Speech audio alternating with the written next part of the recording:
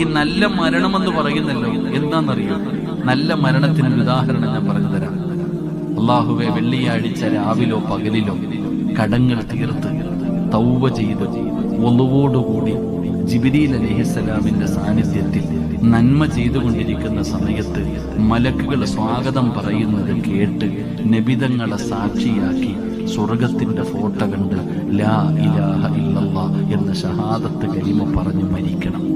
മരിച്ച ഉടനെ നെറ്റിത്തടം വിയർക്കണം, മൂക്കിന്റെ ദ്വാരം വികസിക്കണം, മുഖത്തു പ്രകാശമുണ്ടാകണം, ചുണ്ടിൽ പുരിച്ചിരി ഉണ്ടാകണം, ശരീരത്തിലും റൂമിലും സുഗന്ധമുണ്ടാകണം.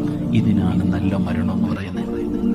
ഈ 15 കാര്യങ്ങൾ ലഭിക്കുമ്പോഴാണ് അതിന് നല്ല മരണം എന്ന് പറയുന്നത്. ഈ ഇരിക്കണ ഓരോ മഹ്ലൂക്കിനോട് ഞാൻ ചോദിക്കട്ടെ, ഇങ്ങനെ ഒരു മരണം കിട്ടാൻ നിങ്ങൾ ജീവിതത്തിൽ ചെയ്ത നന്മ എന്താ? നമ്മൾ ഒരുപാട് നന്മ ചെയ്തു വെച്ചിട്ടുണ്ട്.